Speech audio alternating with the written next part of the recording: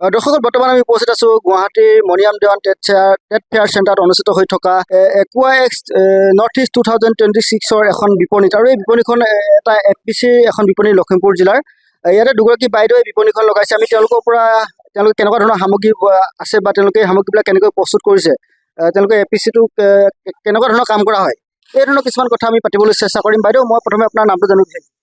হয়, নমস্কাৰ। মোৰ নাম মিজু দেউৰী। হয়। মই টাবাদাতে ফাৰ্মা প্ৰডিউচাৰ কোম্পানীৰ চেয়াৰমেন। আৰু এইফালে আছে আমাৰ বাইদেউ আপোনাৰ নামটো? নমস্কাৰ, মোৰ নাম শ্ৰীমতী পুতুমাই নাটেবৰী। মই FPCৰ সদস্য হয়। বাইদেউ, FPCটো লগত আপোনালোকে কেতিয়াবা কেনেকৈ জড়িত হয়, কেনেকৈ FPC এটা গঠন কৰাৰ কথা ভাবিলে? FPCটো আচলতে আমাৰ আমি ফিচাৰী ডাইৰেক্টৰ অফিচৰ পৰা আমাক ক'লে। একচুৱেলি মই বহুত দিনৰ পৰা জড়িত আছিলো। মই 2013 চনৰ পৰাই ফিছৰ লগত জড়িত হৈ আছো। মানে মই মাছৰ নানান ধৰণৰ আচাৰ বনাওঁ। কেৰেলা কোচিনত মই 2013 চনত ট্ৰেইনিং কৰি আহিলো। তো আমাৰ লখিমপুৰ ডিষ্ট্ৰিক্ট হয়। তো ট্ৰেইনিং কৰি অহাৰ পিছৰ পৰা মানে ধৰক আমি নানান ধৰণৰ মাছৰ মানে আচাৰ বনাওঁ, ভেলু এডিশ্যন প্ৰডাক্ট সকলোখিনি বনাওঁ আৰু ম'ম' পাপৰ এনেকে সকলোখিনি বনোৱা হয় আচাৰৰ পৰা ধৰি। এনেকে বনাই থাকোতে আমাৰ ডাইৰেক্টৰ অফিচৰ পৰা মোক ক'লে যে বাইদেউ আপুনি এটা FPC বনাওক মাছৰ ওপৰত। তেনেকে বুলি কোৱাৰ কাৰণে মই বনালো আৰু সেই তেনেকে কৰি আমি 2021 চনৰ 31 মাৰ্চত আমাৰ ৰেজিষ্ট্ৰেশ্যন হৈ আমি অনুষ্ঠানটো কৰি আছো। তেতিয়াৰ পৰা আমি যেনেকে আমি এপাৰ্ট প্ৰজেক্টৰ আণ্ডাৰত কৰিছিলো, আমি সেই প্ৰজেক্টৰ আণ্ডাৰত যিখিনি কাম কৰিবলৈ আমাক দিছে ডিপাৰ্টমেণ্টৰ ফালৰ পৰা, আমি সেনেকে FPCখিনি একোটা FIG গঠন কৰি আমি 464জন আমি কৃষকে একগোট হৈ এটা FPC কৰি চলাই আছো। তো আমি আমাৰ এটাই উদ্দেশ্য আছিল, আমি কেনেকে মাছ নিজে সকলোখিনি কৃষকৰ যদিও মানে ফিচাৰী আছে, আমি এখন ভাল এটা মাৰ্কেট পোৱা নাই। তো আমি আশা কৰিছিলো FPCৰ যোগেদি আমি সেইখিনি কৰিলে আমি আগবাঢ়ি যাব পাৰিম বা এখন ভাল বজাৰ পাব পাৰিম, এনেকুৱা কিছুমান আশা কৰিয়ে আমি FPCটো বনোৱা হৈছিল। এতিয়া বাৰু কৰিছো কিছুমান কাম, কিন্তু যিমানখিনি আশা কৰিছো সিমানখিনি হোৱাগে নাই। একচুৱেলি আমি এপাৰ্ট প্ৰজেক্টৰ আণ্ডাৰত যিখিনি পাব লাগে সেইখিনিও পোৱা নাই। সেইকাৰণে তথাপিতো আশাবাদী আমি পাম, যদিও এতিয়া পোৱা নাই। আমি চাগে আৰু কামখিনি কৰি থাকিলে নিশ্চয় পাম, এই আশাতে কাম কৰি আছো আৰু।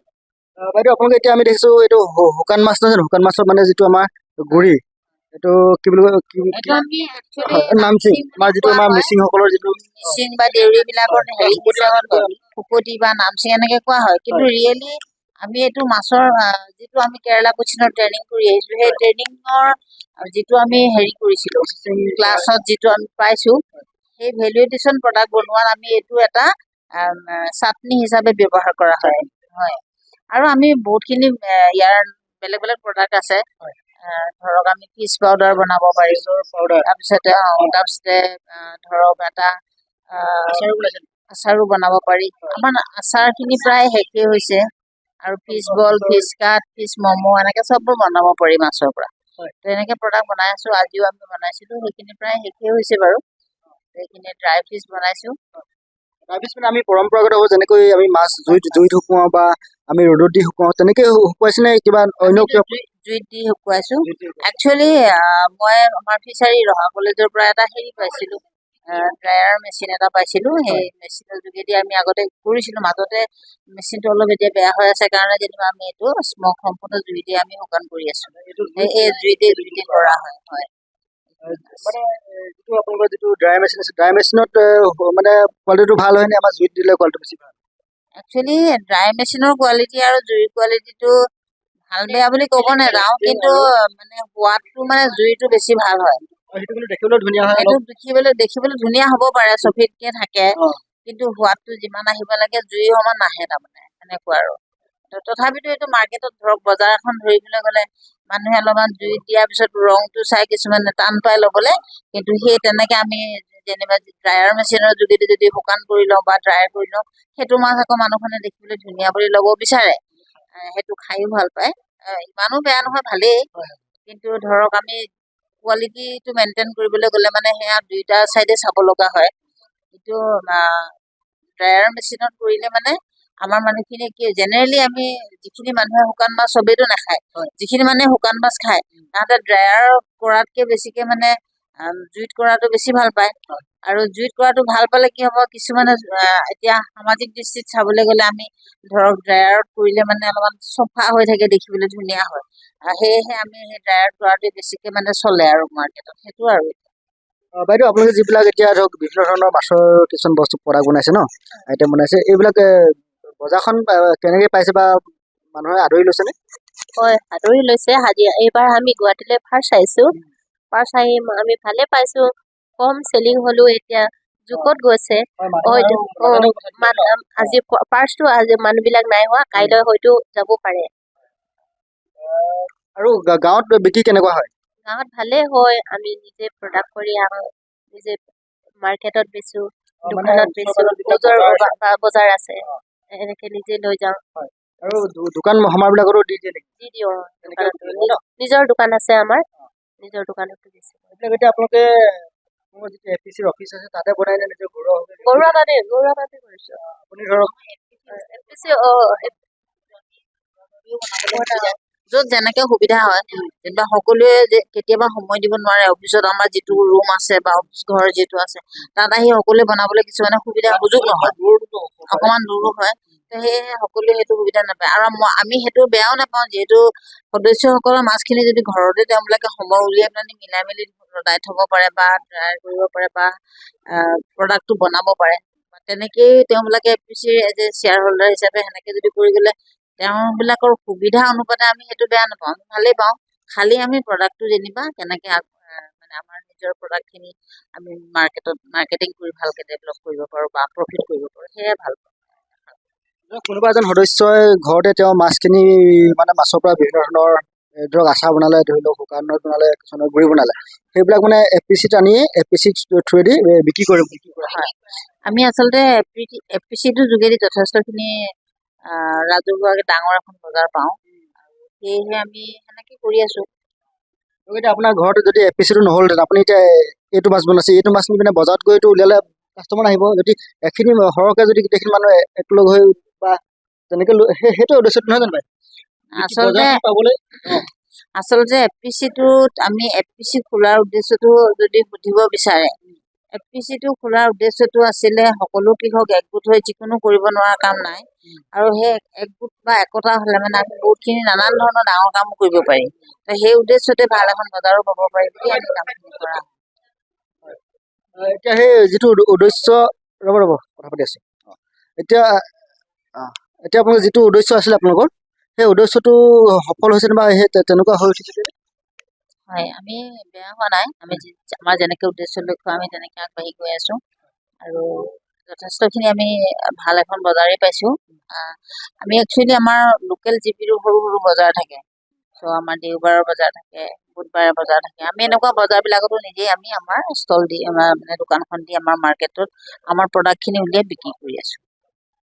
এতিয়া মই বাইদেউ এটা কথা আপোনাৰ পৰা জানিব বিচাৰিছো, আমাৰ অসমৰ আমাৰ গ্ৰামাঞ্চলৰ বহুতো মহিলা থাকে, তেওঁলোকে ঘৰতে থাকে, মানে ঘৰুৱা যিখিনি কাম কৰিলে সেই কামখিনি কৰাৰ পাছত বাকী সময়খিনি ইফাল সিফাল কৰি থাকে। তেওঁলোকো এনেকুৱা কিছুমান বা আচাৰ বুলি কেৱল মাছৰ বুলি নহয়, তেওঁলোকে আচাৰ বা অন্যান্য কিছুমান কাম কৰিব পাৰে নহয় জানো?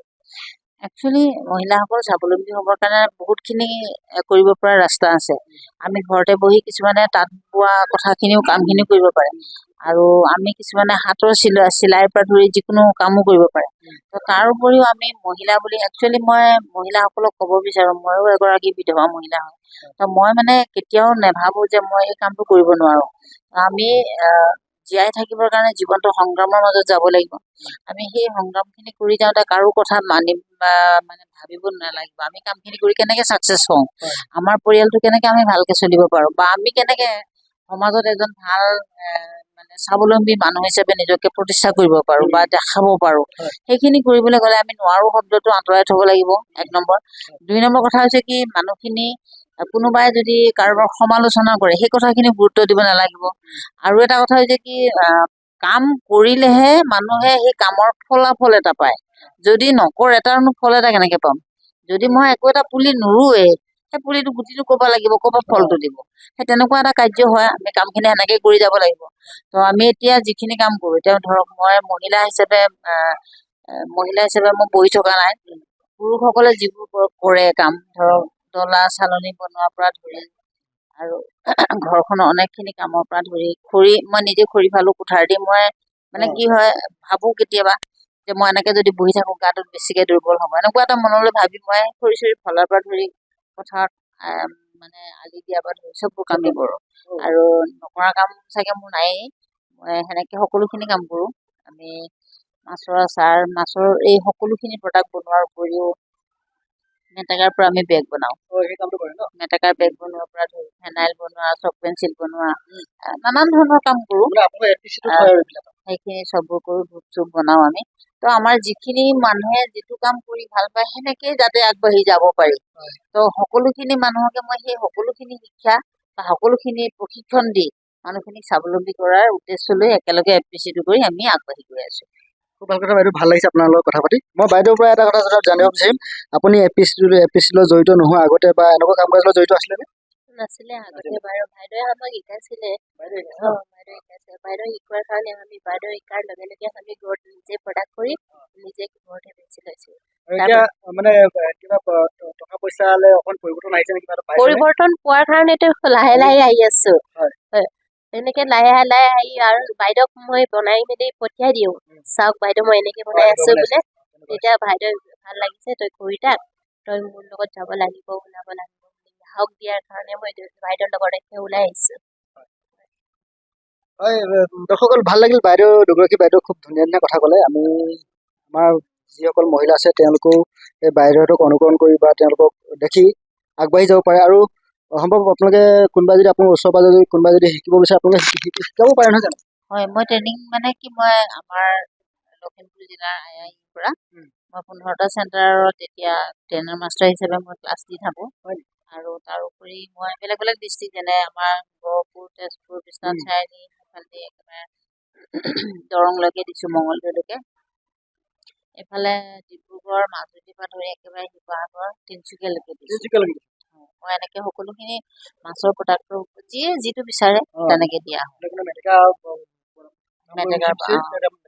শিকাইছোঁ আৰু কোনোবাই যদি বিচাৰে এইটোও কয় নহয় আমি কলগছৰ পৰা সূতা উলিয়াম কলগছৰ পৰা বাকলিৰ পৰাও আমি সূতা উলিয়াওঁ আমি সেনেকেও সেইখিনি মানে যদি আমি দিশটো যদি আমাৰ সূতাৰ টানো পানীটো আমি সেইটো বলে মানে সম্পূৰ্ণ পাত সূতাৰ নিচিনা হয় গামোচাবোৰ বা যি কাপোৰে নহয় লাষ্টিঙো কৰে সেইটো এইখিনি আচলতে আমি নিজৰ কৰ্মটো এৰি দিব নালাগিব তাতোতকৈ ডাঙৰ কথা হৈছে কি মনৰ পৰা যিটো শক্তি মনৰ পৰা যি বল সততা আত্মবিশ্বাস এইখিনি থাকিব লাগিব মই যদি কাৰোবাৰ লগত সততাৰে ভালকৈ কাম এটা কৰিম বুলি ইচ্ছা নকৰোঁ কোনোবাই কাৰোবাক ঠগি খাম বুলি ভাবে সেনেকৈ কিন্তু আগবাঢ়িব নোৱাৰে সকলোৱে সততাৰে একতাৰে মৰমৰ মাজত আমি আন্তৰিকতাৰে আগবাঢ়ি যাবলৈ বিচাৰিলেহে আমি আগবাঢ়িব পাৰিম যদি তেনেকুৱাকৈ নহয় কোনোবাই কাৰোবাক ঠগি খাম তেতিয়াতো নহ'ব সেইটো কথা আৰু আমি সদায় সকলোৱে মিলি আগবাঢ়ি যোৱা কথাই ভাবি আমি কাম কৰি আছোঁ ধন্যবাদ ভাল লাগিল আপোনাৰ লগত কথা পাতি দুয়োগৰাকী ধন্যবাদ জনাইছোঁ দৰ্শক দেখিলে তেওঁলোকে যিবিলাক থলুৱা বস্তু